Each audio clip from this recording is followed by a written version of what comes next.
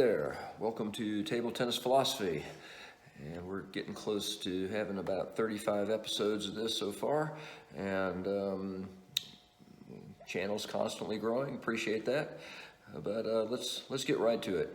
What we're going to talk about today is power in table tennis. What we're specifically talking about are shots where you're going to need some power. How much power do you need?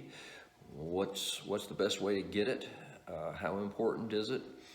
And a few things like that. I would assume a lot of people listening would think power is good. You get as much as you can, whenever you can, and that's not really a bad way to look at it, but it's a little more nuanced than that. Sorry, it's early in the morning, doing the best I can. I've had a player I'm familiar with who is working on his backhand loop, trying to get some power there, wanting to attack from there. I had an unusual situation this week playing where, if you've listened to this very often, you know that I use long pips in my forehand, very unusual style. There are some real limitations to that. That's why I'm encouraging people not to necessarily take that up, thinking that's a great plan. There are some weaknesses, and sort of out of nowhere this week, I flipped the racket around, got the hurricane on the forehand, which is usually a little tricky for me because it demands a completely different racket angle, and did some real forehand attacks that ended the point pretty quickly with the other side of the racket. In that case, my forehand needed some power. I was thankful I had it, and didn't usually use that as a main part of my game, but the truth is the game has gotten where you absolutely have got to have some strong shots, and it's the higher level that you go, the more important that's going to be. So I will stick by my normal philosophy that if you're just starting out, power is probably not the most important part of your game. You need control, probably up to about a 1500 level USATT rating. Control is going to be far more important than getting power on your shots. There are some other coaches that have a different approach. They're like, let's hit it hard and eventually they'll land on the table. I'm more of a, let's get it on the table, we can always hit them harder. So whichever direction you're coming from, it's going to be extremely important for you to control the ball, be able to put the ball where you want it to go. You should be able to hit probably 100 forehands in a row without missing, 100 backhands in a row without missing. That's the control part. But eventually, at some point, you're going to have to be putting more pressure on your opponents as you play better players. You're going to have to deal with their power, and sometimes the best way to limit the powerful shots that they would make is to make some powerful shots of your own.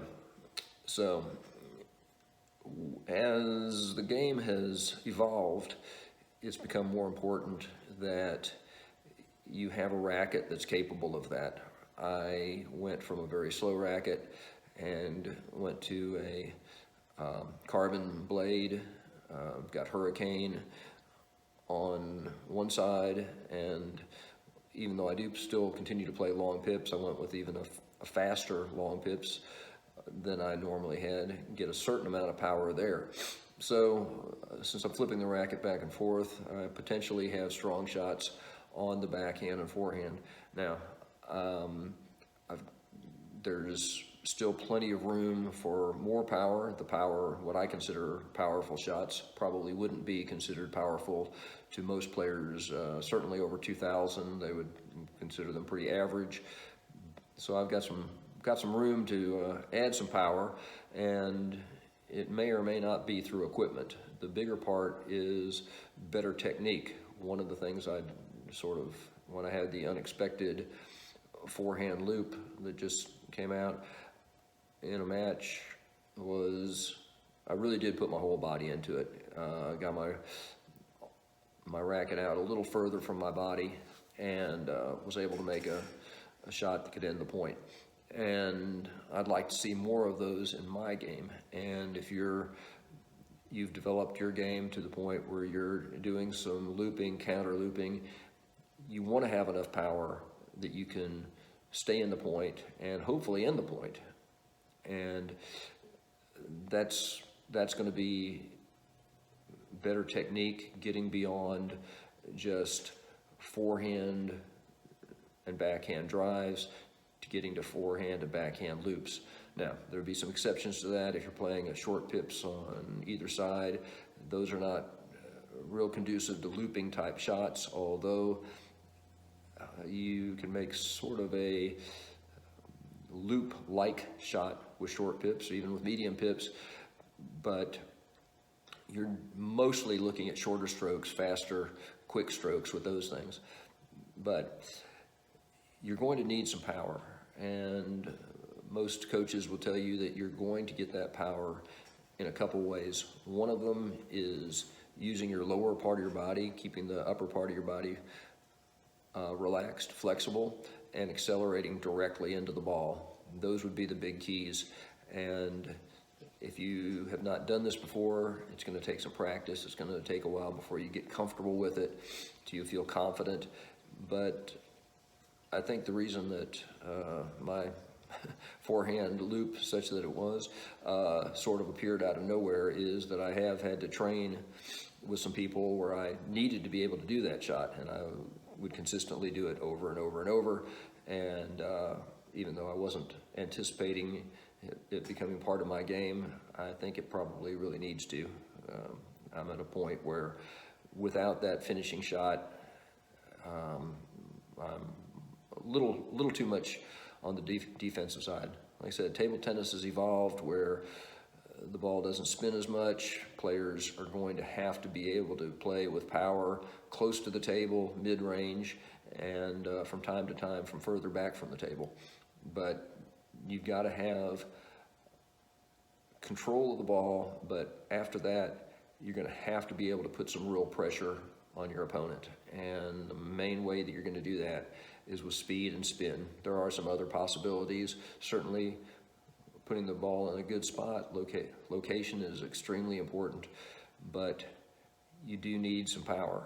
And if your game lacks power, you are going to need to add that somehow. Now, if you're not physically strong, if you're very thin, very young, very old, very weak, any of those possibilities, whatever, that doesn't necessarily have to be something that holds you back.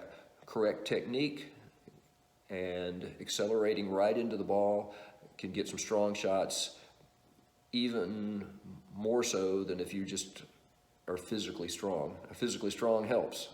That's why the top table tennis players spend a lot of time exercising, getting themselves in better shape so they can make those stronger shots. And the better you get, the more important it's going to be to have stronger and stronger shots. It may not be the most important thing for your game right now, but it will become an important part of it. So you're looking to get power not just from a faster racket, not just from being physically strong, but by having excellent technique, using your entire body to put into the shot, particularly shots coming from the lower part of your body. I usually say it, shots that start at the bottom of your feet and finish with your fingertip. And swing yourself into those forehand loops, and make sure you recover, because they do tend to come back sometimes. But with proper technique, even if you're not the strongest person in the world, you can still make strong shots. All right, so hope that will give you some insight into power in table tennis. It's not the only thing, but modern game means that it is a big part of it, and you want to figure out, if you're not getting strong shots, how you can start doing that and get those stronger ones. All right, thanks for tuning in to Table Tennis Philosophy. We'll see you next time.